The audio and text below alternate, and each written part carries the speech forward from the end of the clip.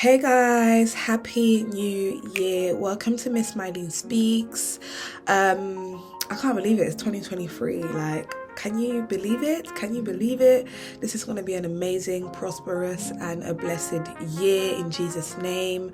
A few days ago, me and my sister Yex, we were having a conversation and we were like, this is the year to be consistent. So I'm going to be consistent with this. Even though I'm a bit like shook, I'm still a bit, I'm getting used to the whole filming thing and being in front of the camera, but it is the year to be consistent, and it is also a year of establishment. The Lord said that this was going to be a year of establishment and that he was going to establish his children. And welcome back to my channel. I also wanted to say a huge thank you to everyone that basically supported me and showed me love. Like, oh my gosh, I'm still getting used to this, but I really appreciate it. And I'm very, very grateful. So this is basically a quick story time on what led me closer to taking Christ way more seriously, because I wasn't a serious babe. I wasn't a serious babe until I had my own personal experiences. Okay, I'm just gonna speak to you guys briefly about my childhood and about the person that I was. If you knew me, I was a tomboy. I didn't mind getting dirty. I didn't mind. I really didn't. I loved it. Not that I loved it, but I was such an angry person. So whatever I had to do to remove the anger, that's what I did. I was seen as a disrespectful child. I was seen as the rebel. I had a lot of love, and I had a good side, but the bad outweighed the good. And growing up, I had so many people that used to judge me. Oh, Mylene, you're this, or you're going to be like this. Or some people would go to my mum and be like, oh yeah, watch what your daughter's going to do to you. Blah. Basically empty threats, okay? Empty threats on the type of person that I would be. But God had other plans about me. However, he had to allow me to experience certain things, basically for his glory. And I thank him for that. As an African we already know the curses, the generational curses that we deal with. And I knew that something had occurred as a child. I just didn't know what was going on. And even though I was seen as the rebel, the bad child, or everyone is always speaking on me kind of thing, I would always fight for what was right, if that made sense. Yeah, I would always fight for what was right. So I'm not going to get into it because I don't want to expose certain things, but I would always fight for what was right. I wasn't the type of child who was, angry for no reason. There was a reason. However, at the time, I don't think that as a collective we were ready or prepared to understand what the problem was. However, I knew that there was a problem. We just didn't know what it was. So one thing that I will say is I thank God for my mom, because my mom's always been a woman of prayer, and she basically would take me and my younger siblings to church, and seeds will get planted. And even though things were happening on the sidelines, seeds would get planted. And all that needed to occur was to get those seeds watered. So with time, especially when I was a teenager, I had a few moments where I think I was going to lose it. And I had seen a few things that kind of traumatized me, and went through like traumatic experiences. And because of that, I went mad. Like I went for a season of just pure rage and pure anger. And even with that, like, things would happen to me spiritually that I didn't understand. I don't think no one understood what was going on. So whatever outburst I gave, of course it made sense for other people to be like, oh Mylene, like, what are you doing? Oh, why don't you change? It made sense. But I felt that was the enemy's way of trying to make me go downhill. So that's just basically an overview of my childhood up to my teenagehood. Of course, when you're young and you go through your little things, our parents would always try and ask for help or allow other people to speak to you and advise you. And I had some good people who actually meant well and who wanted to see me win. But then there were certain people that now looking back, they didn't want to see me win, right? So when I started getting older, for example, when I was 21, turning 22, I had this experience, and that for me was like the last straw of, okay, you need to take this walk with God seriously, because I started seeing certain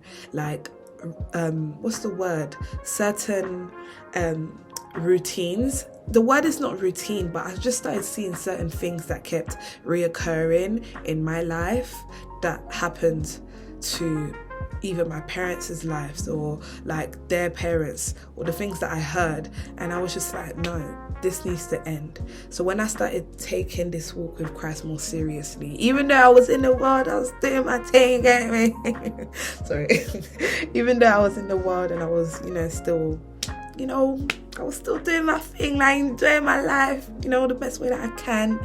God had to grab me by the neck, okay? And of course, certain people didn't like that. And thank God for my church family. They allow me to be myself. And that's one thing that I love. I'm still going to be me. Regardless of me walking with Christ, I'm still going to have my personality. I'm just a better and an improved young woman, okay? I'm not, the old Mylene. And I'm not ashamed of her, but the old Mylene basically brought this new Mylene. So I love the fact that they basically saw my journey and they helped me on this journey. So when I started, taking this walk seriously, an individual in my family didn't like that, and that individual basically saw me growing up. And it was the week of my birthday, and this person came to the church and they brought like this bag that they had specifically for me. And basically, long story short, I had to be hidden in order for this person to go. And the way that the person went, they just went, disappeared, and we didn't see this individual come again. Okay, now that is what allowed me to take this walk seriously. However, things were happening before that I didn't really understand during that season, during that period, right? So I went through a phase where so many things in my life wasn't working. It just was not working, and I just didn't understand. Even though I had the passion, I had the drive, I had the determination and the will to actually want to achieve those things, it wasn't working. And I didn't understand the spiritual implications of things. I thought, okay, you fail, you try again, you fail, you try again. But really and truly, that's not the case. A lot of the times, in our lives, I now want you guys to sit down and reflect. How many times have you tried to do something, or especially, it doesn't matter in what compartment, of your life that I'm talking about. Sit down and reflect, or reflect on the things that have occurred in your family's lives. Are you not seeing like a repetitive pattern? And I was seeing that repetitive pattern, not just in my life, but in my family's lives. And I just didn't understand. And the more I went to Christ, the more I was being attacked, like spiritually, physically. So I would have big arguments with my family, with my mom. I would have moments where physically I'm being attacked. I would be sick, like so sick. I would go to the hospital. They wouldn't know what was going on. There was a time where I felt as though somebody had stabbed me in my stomach. Because of that, I went to the hospital for a few days. They did a few checkups, did my blood works. There was nothing. I was still in pain. There was something with my legs. I was on crutches. I didn't know what was going on. To the point where the enemy was so mad at the fact that I was starting to take my walk with Christ more seriously, that even in my own home, my childhood home, I live in a flat, guys. I live in a flat, I don't have a garden. Every time I would shower, and I'm a clean girl, every time I would shower, I would see slugs in my bathroom. And when I would ask my family members, have you guys been seeing these slugs? they wouldn't see it. It would just be me who would see these things. I would sleep, I would be tormented, I had a lot of thoughts a lot of the times, especially when I was younger. I used to have these dark thoughts of wanting to hurt myself and hurting other people as well. And thankfully, it didn't go as far. But during that time frame, that season, it would be so much. Nearly all of the times, I wouldn't even be able to sleep in my bedroom. I would have to sleep in the living room. And even in the living room, I'm scared. I'm calling my mum at my big age of 21.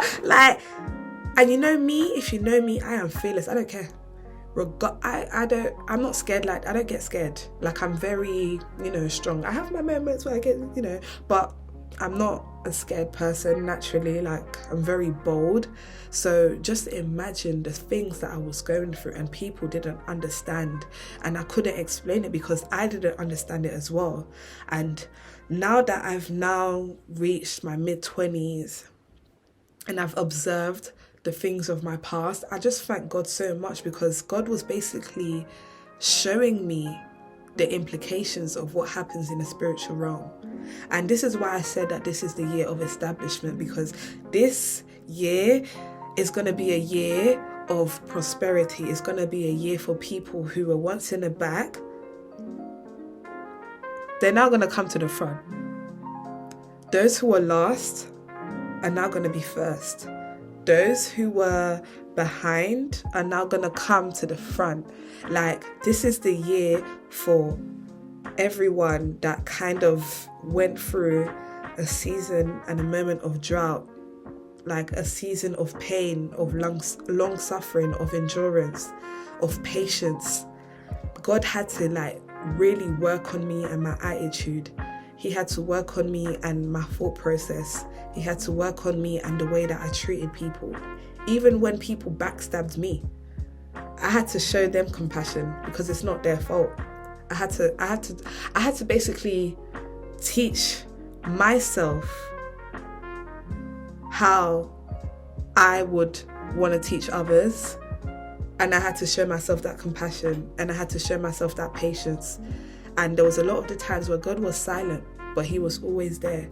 So that's basically my story and what led me to Christ and what allowed me to kind of understand certain things. And of course, this was a long story that I tried to shorten.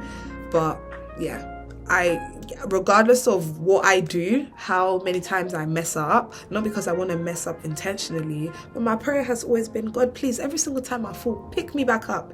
Because this life, I don't care what anyone says to me, you cannot do this life without Christ, okay? You can't do this life without him, because this life is not a joke. People always want to try and, follow the spirituality of the universe. The universe is not your mate. The universe is not your mate. Wake up and smell the coffee. A lot of people believe in horoscopes. There's a lot of horoscopians out there. Wake up and smell the coffee. These things are not to be played with. This is what kind of positions, it kind of staggers you. So I need you guys to wake up and smell the coffee, because life is not a joke. I understood certain things, and I definitely will be doing more story times on why I am an advocate for breaking generational curses, because I've seen a lot of things and I've heard so many stories, and especially last year, the things that I saw, the things that God finally allowed me to understand, it is not a joke. It is not a joke. So yeah, that was my little story time. I hope you guys enjoyed it. I know it's all over the place. Remember guys, I'm still getting used to this, so please allow me, okay? Allow your girl. And yeah, I hope you guys like, share, comment and subscribe. If you guys have any topics that you want me to speak on, please let me know, and if the Holy Spirit allows me to, then I'm gonna speak on it. But yeah, I hope you guys have an amazing, beautiful and a great week, and I look forward to speaking to you guys again soon. All right, thanks guys. Bye.